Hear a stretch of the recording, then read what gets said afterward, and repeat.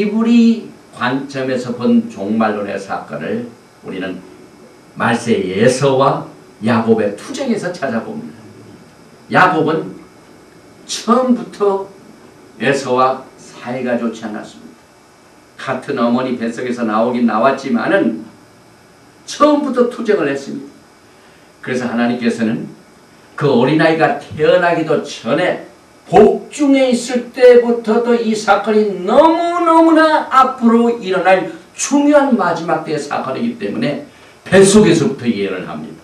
창세기 25장 23절에 여호와께서 그에게 이르시되 두 국민이 내 태중에 있구나. 두 민족이 내 복중에서부터 나누이리라. 뱃속에서부터 야곱과 에서는 이미 나누어졌습니다. 이 족속이 저 족속보다 강하겠고 큰 자는 어린 자를 섬기리라 하셨더라. 이 예언은 이 마지막 때 살고 있는 세대가 꼭 기억을 하고 생각해 보아야 할 중요한 하나님의 예언의 말씀입니다. 유대인들의 그 장서인 아트스크롤, 이 토라 주석에 의하면은 두 민족, 두 국민, 두 족속, 이것은 이제 한 정부 밑에서 같이 사는 사람들의 왕국을 의미합니다. 족속, 나라, 민족. 그런데 복중에서부터 이것이 갈라진다고 그랬어요. 그래서 이 두 왕국은 이념적으로나 영원히 섞어질 수가 없습니다. 서로 맞지를 않습니다. 이질적입니다. 융화될 수가 없습니다. 그래서 처음부터 섞어질 수 없는 외진 것으로 해석을 하고 있습니다.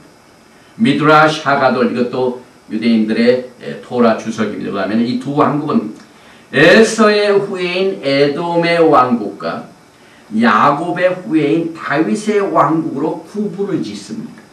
또 탈무드에 의하면 이 두 왕국은 동시에 강국이 될 수가 없습니다. 다시 말하면 이 세력이 절대로 역사상 동시에 강해질 수가 없습니다. 이건 뭘 의미하냐면 한쪽이 강하면 한쪽이 약해지고 한쪽이 쓰러지면 한쪽은 반드시 일어나게끔 그렇게 만들어 놓으셨습니다. 이 원칙을 우리가 알아야 하는데, 그래서 지난 2000년 동안의 역사를 보면은 에서의 왕국은 다니엘이 본 제4번째 왕국인 로마의 영향력을 받아 충만함을 얻어서 강성했던 반면에 야곱의 왕국은 역사를 보면은 외침이 그렇게 많습니다. 바벨론에 의하여 두드려 맞고 메데 파사에 의하여 뺏기고 또 알렉산더 대왕 이 그리스 또 강국인 로마 계속해서 외국에 의하여 외침에 의하여 두드려 맞는 역사, 피투성의 역사입니다. 그래서 성전이 파괴되고 나라를 잃어버리고 이방 군대들의 공격을 받아 포로로 잡혀가서 뿔뿔이 헤어져서 지금 이 시간까지도 아직 통일이 되지 못하고 전 세계 유대인들이 퍼져 살고 있는 이 사실을 생각해 볼 적에 이 두 세력이 한 번도 서로 강해질 수가 없습니다. 다시 말하면 이제 우리가 이 역사를 통하여 야곱의 자손은 아직도 한 번도 강해 본 적이 없습니다. 이 다윗 왕국 때 통일 왕국으로서 12지파가 강력한 이 세력을 이룬 그 이후에는 전부 뿔뿔이 헤어지고 갈라지고 남북으로 갈라져서 지금 이 시간까지도 전 세계의 공격을 받고 지금 우리가 매일매일 지금 그 뉴스를 듣고 있습니다. 에서의 후예들에 의하여 식민화되었던 두로가 이제 예루살렘을 두고 하는 말을 한번 봅니다. 에스겔서 26장 2절에 인자야 두로가 예루살렘을 쳐서 이르기를 아하 좋다 만민의 문이 깨어져서 내게로 돌아왔도다 그가 황무하였으니 내가 충만함을 얻으리라 하였도다. 그들이 야곱의 집을 부서뜨리고 난 뒤에 내가 충만함을 얻었도다. 그래서 이 두로의 성공은 예루살렘이 무너지는 것에 달려 있었습니다. 그래서 이 두 나라 간의 전쟁이 처음부터 불가피했습니다. 땅을 차지하고 나라를 정복하는 이 투쟁은 지금 이 시간에도 지금 투쟁이 되고 있고, 매일매일 뉴스에 지금 그 유대와 사마리아 땅, 웨스트 뱅크 지역, 이 지역에 뭐 건축을 짓느냐 안 짓느냐, 미국이 계속해서 압력을 넣어가지고 피에로와 평화협정을 이루기 위해서는 예루살렘을 두 개로 가르고 또 이 웨스트 뱅크 지역, 유대와 사마리아 지역을 그 아랍 사람들에게 피요를 줘가지고 거기에 나라를 세우고, 그러기 위해서 그 지역에 절대로 살고 있던 유대인들에게 집을 짓지 못하게 하는 이 빌딩 프리즈 문제가 오늘 아침 뉴스에도 나오고 있습니다. 결국 이 투쟁은요, 예수님께서 오실 때까지 계속이 됩니다. 그래서 지금 전 세계에서 메시아를 가장 간절히 기다리는 민족이 메시아 민족, 유대 민족입니다. 왜냐하면 지금 그들의 사활의 문제가 있습니다.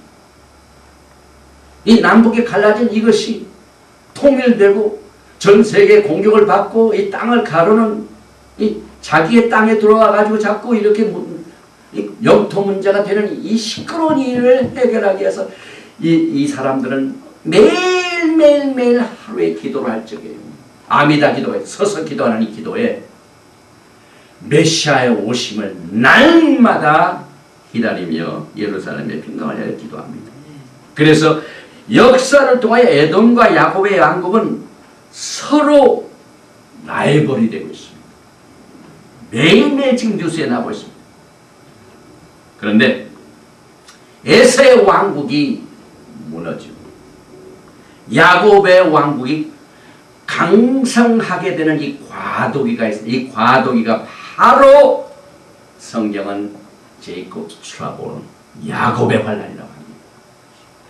우리가 볼 때는 이 교회에서 볼 적에 야곱의 환란, 7년 환란 무섭게보고 이건 안 좋은 것이다라고 생각하지만은요, 이 히브리 관점에서 보면은 유대인들에게는요, 할렐루야 기다렸던 날. 왜냐하면 이 날에 그 이스라엘을 억누르던 모든 세계의 국가들이 예수님 앞에서 무릎을 꿇는 날이니. 그래서 이 야곱의 환란의 때는 지금 야곱과 에서의 투쟁으로 결론을 맺게 됩니다. 그래서 결국 이 히브리 관점에서 보면은 메시아의 왕국은 뭐 휴거 때부터 지상전에부터 시작되는 게 아니라 이미 야곱의 환란의 때에서부터 예수님께서 정지 작업을 하신 겁니다.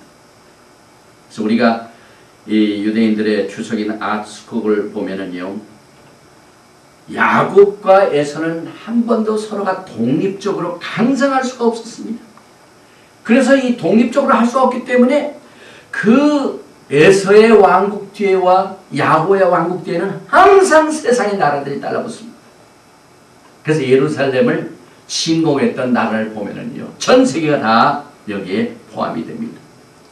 또 성경에 보면은 야곱과 에서는 쌍둥이입니다.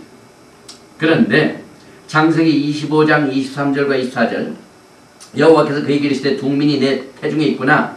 두 민족이 내 복중에서부터 나오니라. 이 족속이 저속보다 강했고 큰 자는 어린 자를 섬기라 하였었더라. 그 해산 기한이 찬적 태에 쌍둥이가 있었는데, 이 쌍둥이는요, 서로 섞어질 수 없지만은 그러나 하나님께서는 반드시 한 아이를 심판하십니다.